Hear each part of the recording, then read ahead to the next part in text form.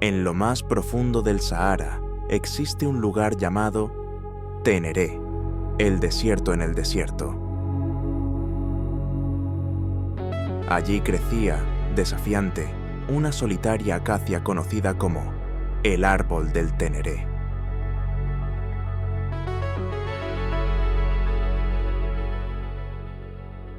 Era el último superviviente de un grupo de árboles que crecieron cuando el desierto era menos seco de lo que es hoy. Con el paso de los siglos, aquel árbol se había convertido en el ser vivo más aislado del planeta.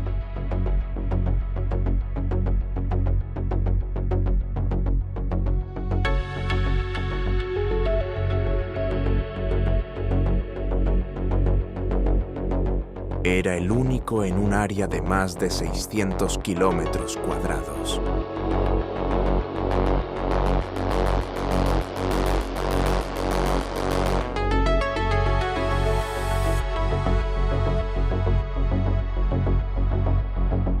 Durante siglos, los beduinos lo veneraron como punto de referencia, un faro natural en medio del desierto. Nadie podía usar su leña, ni se permitía a los camellos comer sus hojas.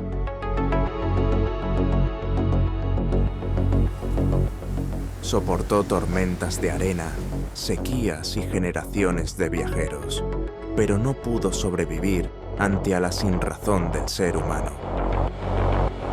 En 1973, un conductor ebrio chocó contra él y lo derribó.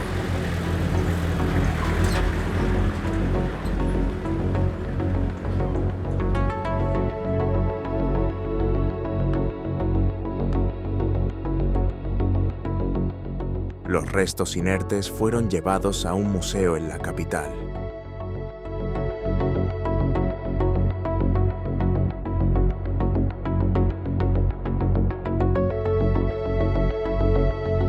En su lugar, se colocó un monumento metálico sin alma.